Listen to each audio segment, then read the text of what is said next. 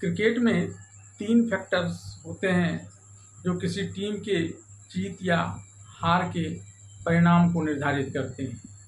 ये 3 फैक्टर हैं बल्लेबाजी, गेंदबाजी और क्षेत्र रक्षण।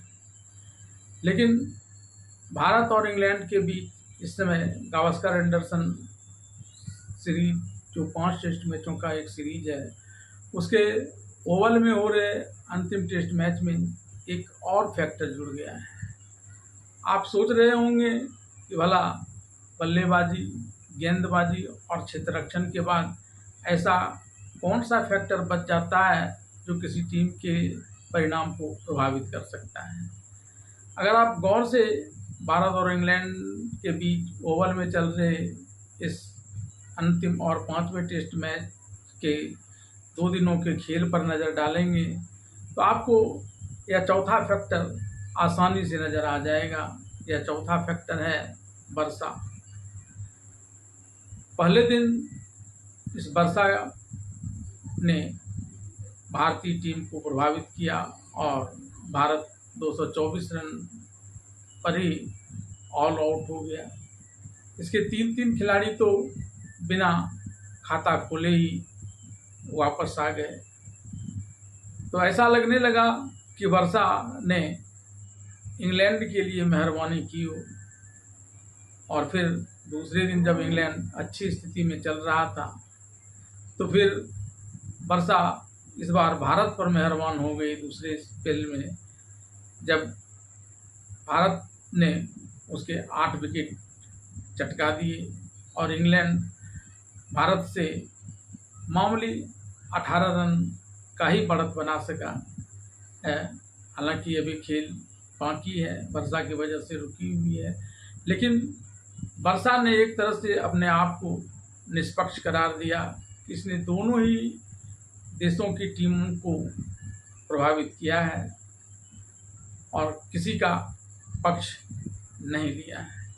और ऐसे में अब भारत के पास जो कुछ पहले दिन के खेल के बाद यह लगने लगा था कि यह टेस्ट सीरीज हार जाएगा, उसे अंतिम मैच जीतकर इस टेस्ट सीरीज में ड्रॉ करने के विकल्प की ओर अवसर दे रहा है। अगर भारतीय बल्लेबाज ने दूसरी पारी में इंग्लैंड से अच्छी बल्लेबाजी कर ली तो फिर वह इस टेस्ट मैच को जीत जाएगा और भारत इस टेस्ट सीरीज को, जो इसके हाथ में लगभग चौथे ही टेस्ट मैच से निकलने लगा था और उसमें इसने ड्रॉ करके 5वें टेस्ट मैच में अपने जीत की संभावना बरकरार रखते हुए सीरीज को ड्रॉ करने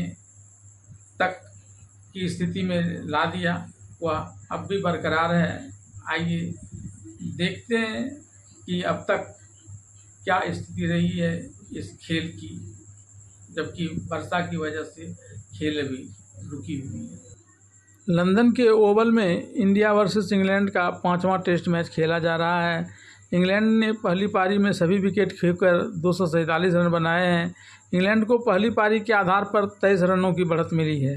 इंग्लैंड की ओर से जैक क्रॉली ने सर्वाधिक 64 रन बनाए। भारत के लिए मोहम्मद सिराज और प्रसिद्ध कृष्णा ने 4-4 विकेट चटकाए।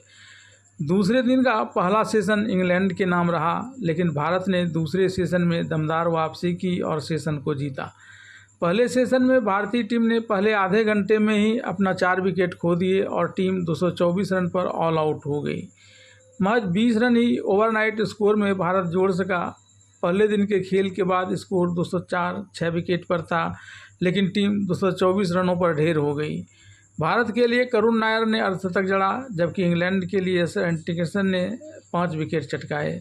इसके बाद इंग्लैंड ने दमदार शुरुआत की, लेकिन फिर भारत ने दमदार वापसी करते हुए इंग्लैंड को 247 रनों पर ऑल आउट कर दिया। अब भारत को इस मैच को जीतने के लिए दूसरी पारी में दमदार प्रदर्शन करना होगा। भारत की तरफ से यशस्वी जायसवाल और केएल राहुल ओपनिंग करने के लिए पहुंचे हैं। अब इन दोनों को तो ज़्यादा से ज़्यादा रन बनाकर एक भारतीय टीम को ऐसी स्थिति में लाना होगा कि बाकी बचे बल्लेबाज तेज़ी से रन बनाकर एक बड़ा स्कोर खड़ा कर इंग्लैंड को एक मनोवैज्ञानिक दबाव में लाना पड़ेगा, ताकि इस मनोवैज्ञानिक दबाव और वर्षा के प्रभाव दोनों का कुल ऐसा असर रहे कि भारत इस टेस्ट मैच को जीतकर इस सीरीज को ड्रॉ करने में सफलता हासिल कर सके।